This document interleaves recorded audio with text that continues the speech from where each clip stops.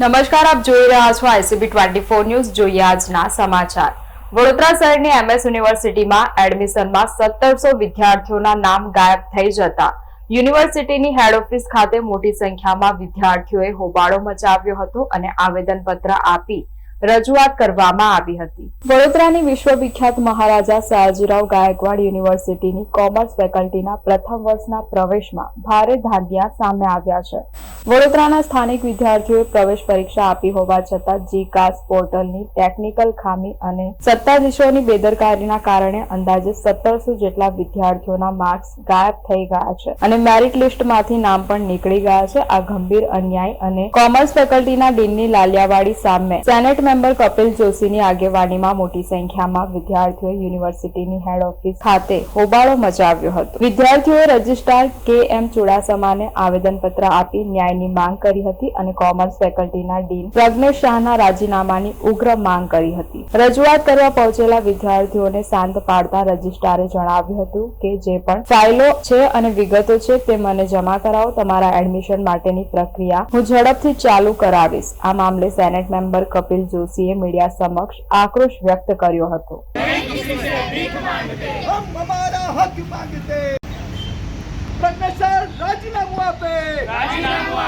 राजीनामू आपे टपोरी भाषा बंद करो प्रज्ञेश राजीनामू आपे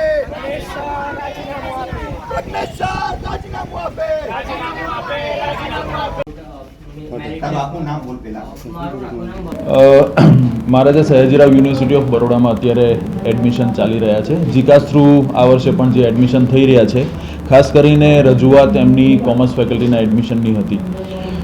અમુક વિદ્યાર્થીઓ GCAS થ્રુ એપ્લાય કરતા હોય અને એન્ટ્રન્સ એક્ઝામ આપી હોય પણ સંભાવ એમનું મેરિટની અંદર નામ ન આવે ત્યારે વધારે ઉત્સુક અને ચિંતિત થતા હોય છે. એમાંના અમુક વિદ્યાર્થીઓ આજે અહીંયા આગળ એમનું રજૂઆત લઈને આવ્યા હતા કે 12th એક્ઝામ પાસ કર્યા પછી GCASની અંદર રજિસ્ટ્રેશન કરાવ્યું છે, એન્ટ્રન્સ એક્ઝામ પણ આપી છે તેવું એમનું કહેવું હતું, પણ હજી મેરિટ લિસ્ટની અંદર એમનું નામ આવ્યું નથી. એટલે કઈ જગ્યાએ ટેકનિકલ ગ્લિન્ચીસ છે એ જાણવા માટે થઈ અને આજે તમામ વિદ્યાર્થીઓને સાંભળ્યા અને કોમર્સ ફેકલ્ટી પણ આ વિદ્યાર્થીઓને એક જે ક્વેરી શૂટિંગ માટે ની તક આપી રહી છે કે જેની અંદર આવા વિદ્યાર્થીઓ હોય કે જેમને કોઈ ટેકનિકલ ગ્લિન્ચના કારણે થઈને મેરિટની અંદર એમનું નામ ન આવતું હોય તો તેના ઉપર પણ એ ઇસ્યુ પણ એડ્રેસ કરવાની છે. તો આ તમામ વિદ્યાર્થીઓ જે યુનિવર્સિટીમાં આવ્યા હતા તેમની પાસેથી તેમના રિલેવન્ટ ડોક્યુમેન્ટ્સ આજે મગાવવામાં આવ્યા છે અને કોમર્સ ફેકલ્ટીની અંદર એ ફાઇલ તૈયાર કરીને મોકલી આપીશું. કોમર્સ ફેકલ્ટી અત્યારે એક દિવસ આ જ કાર્ય કરી રહી છે કે આવા તમામ વિદ્યાર્થીઓ હોય તેમના સુધી પહોંચે અને તેમના ઇસ્યુને રિઝોલ્વ કરે. તો આ ફાઇલ પણ કોમર્સ ફેકલ્ટીમાં મોકલી આપીશું અને તરત જ આ બધાના વિદ્યાર્થીઓની જે ચિંતા છે એનું રિઝોલ્યુશન આવે તેનો એવો યુનિવર્સિટીનો પ્રયત્ન છે. સાહેબ, લાગે છે જ્યારે GCAS હોય છે ત્યારે તે વિવાદમાં જોયું છે ક્યાંક ને ક્યાંક એ જે પહેલાં જે પદ્ધતિથી MSના પોર્ટલથી એડમિશનની એ ચાલવી જોઈએ, ત્યાંની કોઈ રજૂઆત તમે ઉપર કરશો? GCAS એક એવો પ્રયત્ન છે કે વિદ્યાર્થીએ 5, 7, 10 યુનિવર્સિટીની અંદર ન જવું પડે અને સિંગલ વિન્ડો ઓપરેશનથી એક જ ફોર્મ ભરે ઇન હાઉસ એ એપ્લાય કરી શકે.